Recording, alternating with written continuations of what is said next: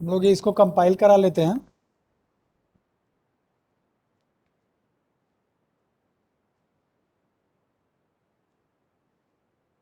अच्छा, सेव ही नहीं किए क्या हम लोग? सेव कर लेते हैं।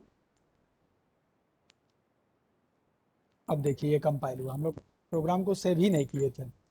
तो अब इसको हम लोग क्या करते हैं, रन करा लेते हैं।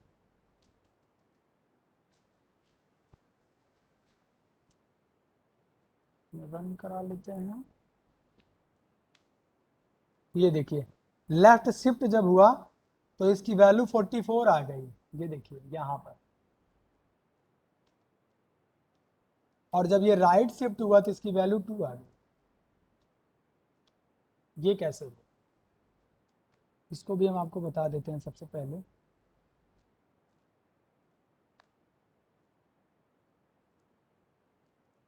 देखिए यहाँ पर हुआ क्या। सबसे पहले क्या हुआ, 11 की बाइनरी निकली। तो अगर आप 11 की बाइनरी निकालते हैं तो 11 की बाइनरी कितनी आएगी, 2 1 2 4 8, यानी 1 0 1 2 4 8, 1 2 4 और 8, 8 और 3 11, ठीक है। तो अगर आप 11 की बाइनरी निकालेंगे तो आपको ये मिलेगा 1011। और अगर इसको हम लोग 8 बिट रिप्रेजेंटेशन कराएं 11 को, तो चार वैल्यू तो ऑलरेडी है ही है 1011, और 4 बिट इसके आगे जीरो लगा दीजिए और फिर ये सेम लिख दीजिए 1011। तो ये 8 बिट रिप्रेजेंटेशन हो गया किसका, 11 का। 11 की बाइनरी हो गई, ठीक है। हो क्या रहा है इसमें, जब ये हम लोग 8 बिट रिप्रेजेंटेशन बना लिया जाए, 1 2 3 4 5 6, 1 2 3 4 5 6 7 और 1, ठीक है। तो इसको इसमें फिल कर लिया जाए, 1 1, ये हो जाएगा 0, ये 1, और बाकी सारी बिटें हमारी क्या है, 0। ये 8 बिट रिप्रेजेंटेशन है। और अगर हम लोग इस पे नंबरिंग कर लें तो 1 हो गया, ये 2 हो गया, 1 2 4 हो गया, 1 2 4 8, ये हो गया हमारा 16, ये 32 64 और 128 हो जाएगा, ठीक है। तो जब ये 2 बिट लेफ्ट की तरफ शिफ्ट होगा तो लेफ्ट तो ये होगा और राइट ये हो, तो होगा क्या, ध्यान से समझिएगा कैसे 44 आया है। 1 2 3 4 5 6, 1 2 3 4 5 6 7 8, ठीक है। तो क्या हुआ, ये 2 बिट इधर शिफ्ट हो गया लेफ्ट की तरफ। तो जरा इसको हम लोग कहाँ पे, अगर ये यहाँ पे है, ये यहाँ पर है, ये यहाँ पे है पोजीशन है, ये यहाँ इसकी ये पोजीशन है। तो ये अब 2 बिट इधर शिफ्ट होगा तो ये 1 कहाँ पे आ जाएगा, इधर आ जाएगा, यानी 8 वाली जो वैल्यू है वो कहाँ आ जाएगी, 32 वाले पे आ जाएगी। देखिए ये शिफ्ट होगा ना 2, तो ये वाली वैल्यू यहाँ शिफ्ट होगी यानी 1, और ये 0 वाली वैल्यू यहाँ शिफ्ट हो गई, और ये 1 वाली वैल्यू यहाँ शिफ्ट हो गई, और ये लास्ट 1 वाली वैल्यू यहाँ शिफ्ट हो गई। यानी 2 बिट ये सब लोग क्या हुए, आगे की तरफ शिफ्ट हो गए। जब 2 बिट आगे शिफ्ट हो गए तो इसमें 0 फिट कर दीजिए, और इधर तो ऑलरेडी 0 था ही। ये 0 8 बिट रिप्रेजेंटेशन के लिए बना है। अगर एक्चुअली में आप इसके बाइनरी की बात करेंगे तो बस इतनी है बाइनरी, 1011। अब देखिए जरा, 1 वाली बिट 0 हो गई, 2 वाली बिट 0 हो गई, कौन कौन सी बिट 1 हो रही है, जरा उसको नोट करिए। तो देखिए यहाँ पर 32 वाली बिट हो गई 1, और फिर ये 8 वाली हो गई 1, और कौन सी हुई 4 वाली, नहीं वही हुई ना 32, 8 और 4।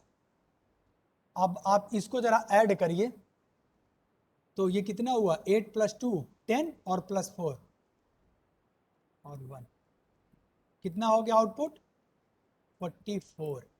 तो ये क्या हुआ, ये लेफ्ट शिफ्ट हुआ, यानी बिट वाइज रिप्रेजेंटेशन। अगर यहाँ पे आप देख पा रहे हैं कि 2 बिट, ऐसे अगर आप 3 बिट करेंगे तो और वैल्यू बढ़ जाएगी, 3 बिट वो लेफ्ट की तरफ शिफ्ट हो जाएगा, 1 बिट करेंगे तो वैल्यू थोड़ी सी कम आ जाएगी, ठीक है। आप ऐसे कर सकते हैं। तो ये तो था लेफ्ट। अगर हम लोग इसी में राइट लेफ्ट हो गया ना, अब हम लोग राइट शिफ्ट करते हैं। तो राइट शिफ्ट में आउटपुट हमारा 2 आया है, तो इसको जरा अब हम राइट में करा देते हैं।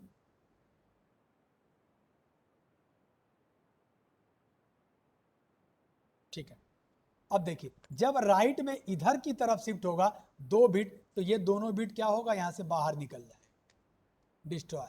अब क्या हुआ, ये वाला यहां फिट हो गया और ये वाला यहाँ फिट होगा, भाई 2 बिट निकल जाएगा तो यही 2 बचेगा ना। तो जिसमें देख लीजिए जरा 1 वाली बिट का नंबर क्या है यहाँ पर, तो 2 है। यानी अगर आप इसको बाइनरी से कन्वर्ट करेंगे तो इसका आउटपुट 2 ही आएगा। ये शॉर्टकट है 1 2 4 8 16 32, तो इसका आउटपुट 2 आ रहा है। वही आउटपुट आपको यहाँ पर दिख पा रहा है। तो ऐसे ये बिट रिप्रेजेंटेशन है। आपको यहां पर तो नहीं पता चला कैसे कैसे ये शिफ्ट हुआ, बट उसको मैं आपको यहां पर पेंट में बताया कि कैसे कैसे वो शिफ्ट होके 44 हो रहा है और कैसे कैसे शिफ्ट होके वो 2 हो रहा है।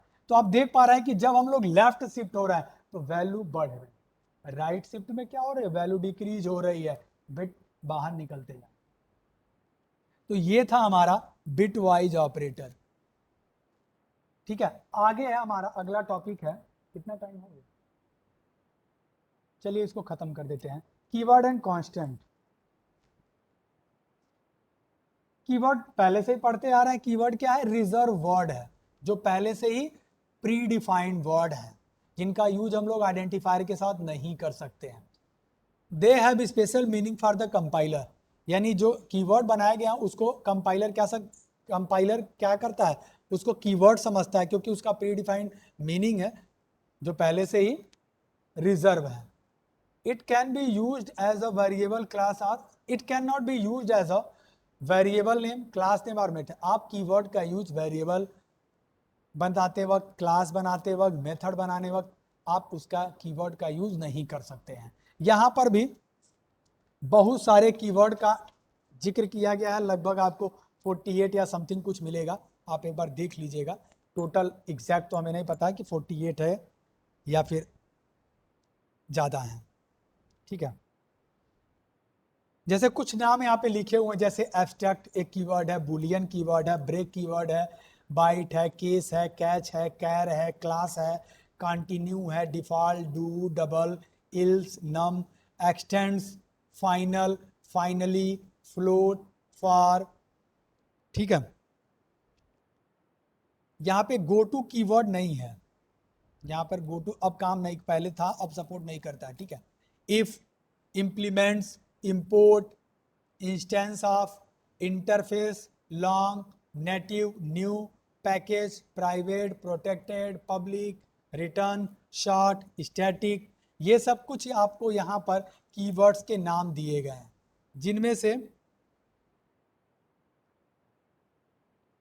स्टैटिक एंड फाइनल क्या है, नॉन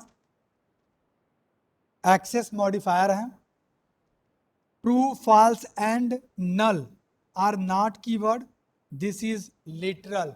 ये लिटरल होते हैं। लिटरल किसको बोल रहे हैं, जैसे यहां पे लिखा है ना ये 11, इसको हम लोग लिटरल बोल रहे हैं। तो ट्रू, फॉल्स और नल क्या कर रहे हैं हम लोग, वैल्यू असाइन के टाइम पे यूज कर रहे हैं ना, तो वो हमारा क्या है, कीवर्ड नहीं है, वो लिटरल्स हैं। ठीक है, अगला टॉपिक है हमारा कांस्टेंट। कांस्टेंट क्या है, नाम से ही क्लियर है, कांस्टेंट जिसकी वैल्यू क्या हो, चेंज ना हो।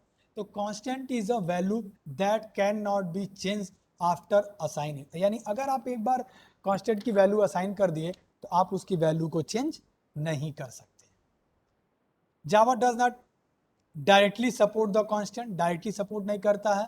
There is an alternative way, एक दूसरा तरीका है कांस्टेंट डिफाइन करने के लिए, कि आप यहाँ पर क्या करिए, स्टैटिक कीवर्ड का, सॉरी फाइनल, स्टैटिक और फाइनल कीवर्ड का यूज करके आप यहाँ पर कांस्टेंट बना सकते हैं। यानी फाइनल कीवर्ड का आपको यूज करना है और आपको क्या करना है, कांस्टेंट बना देना है। और एक बार अगर आप कांस्टेंट बना दिए तो आप उसकी वैल्यू को चेंज नहीं कर सकते हैं।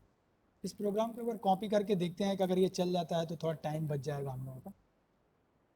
न्यू सेव कर लीजिए, पेस्ट कर देते हैं, डेमो को हटा के क्या कर देते हैं, कांस्टेंट, कांस्टेंट एग्जाम्पल कर देते हैं।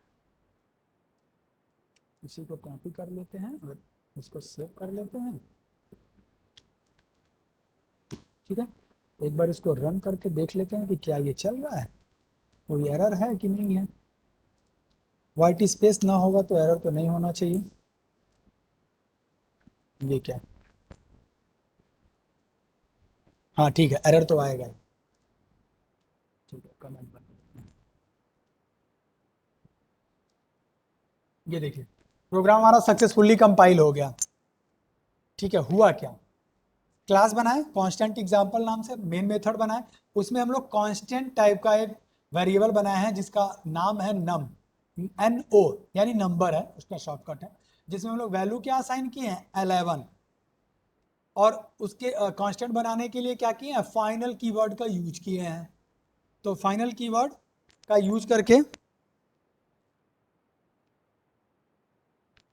तो अगर आप फाइनल कीवर्ड का यूज करके when you declare a variable final you can not modify it's value again. अगर आप फाइनल कीवर्ड का यूज करके कोई वेरिएबल बना रहे हैं तो आप उसकी वैल्यू को चेंज नहीं कर सकते। अभी हम लोग वैल्यू चेंज नहीं किए हैं, तो ये हम लोग वेरिएबल बनाए कांस्टेंट टाइप का, और क्या किए, उसको प्रिंट करा लिए। तो उसको प्रिंट कराए तो यहाँ पर आउटपुट हमारा क्या आ गया, जरा रन करा के देख लेते हैं। तो देखिए उसकी वैल्यू सीधे सीधे प्रिंट हो जाएगी। तो देखिए 11 प्रिंट हो गई। ठीक है, दो बार 11 प्रिंट हो रहा है, एक बार यहाँ प्रिंट हो रहा है, एक बार यहाँ प्रिंट हो रहा है। तो 11 प्रिंट हो गया, यानी हमने इसको क्या बना दिया, कांस्टेंट। अब हम क्या कर रहे हैं, इस वाली लाइन में कोशिश कर रहे हैं नम की वैल्यू को अगेन बदलने की। यहाँ पर 11 दिए थे, हम इसकी वैल्यू 22 चाह रहे हैं, तो वैल्यू बदल रहा है ना, चेंज कर रहा है ना। बट ये क्या है, फाइनल टाइप का है, उसकी वैल्यू बदल नहीं सकती है। तो अब देखिए हमने इसकी वैल्यू 22 किया, अगेन सेव किया। अब हम कंपाइल करते हैं अगेन, और इसको देखिए अब ये एरर दे रहा है। एरर क्या कर रहा है, कांस्टेंट एग्जांपल लाइन नंबर 7 में एरर है, can not assign a value to final variable no, N O मतलब नंबर, आप फाइनल वेरिएबल की वैल्यू को चेंज नहीं कर सकते। We will generate an error, ये क्या कर रहा है, एक एरर जनरेट कर। क्लियर हो गया ना, अगर आपको कांस्टेंट बनाना है जावा में तो आप फाइनल का यूज करके इस तरह से कांस्टेंट बना लेंगे, और अगर आप एक बार कांस्टेंट बना दिए तो आप उसकी वैल्यू नहीं बदलेंगे। तो ये था हमारा कांस्टेंट। कमेंट्स बनाते ही आ रहा है, बता दे रहे हैं हम कमेंट्स का यूज क्या है। Comments are the statement that are not executed by the compiler, यानी कंपाइलर उसको एज अ कमेंट ट्रीट करता है, उसको अपने प्रोग्राम का पार्ट नहीं समझता है। ठीक है, it is use to provide information about the variable class and method. आप इसका यूज क्यों करते हैं, वेरिएबल या फिर कोई मैसेज डिस्प्ले कराने के लिए, कि जैसे आप बताना चाह रहे हो कि यहाँ पे हम वेरिएबल डिक्लेयर कर रहे हैं, या फिर इस लाइन में हम ऑपरेटर का, जैसे हम लोग बहुत सारे कमेंट्स बनाते हुए आ रहे हैं।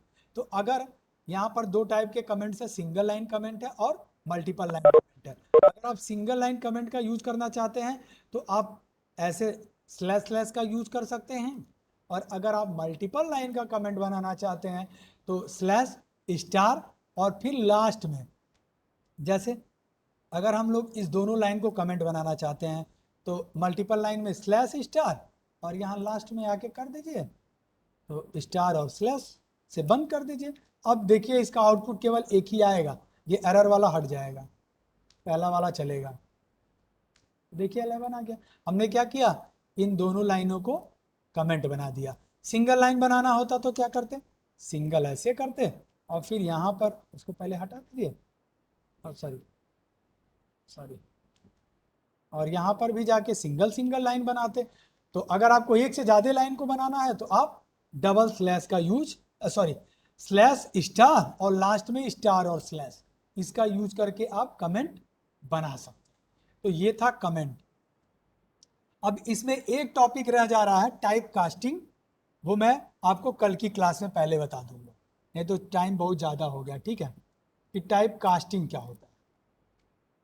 ठीक है,